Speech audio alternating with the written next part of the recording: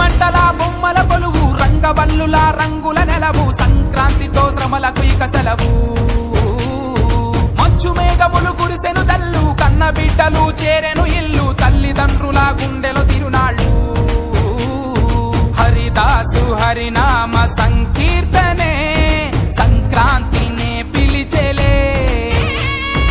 ఈ భోగి భగభగల చిరుమంటలే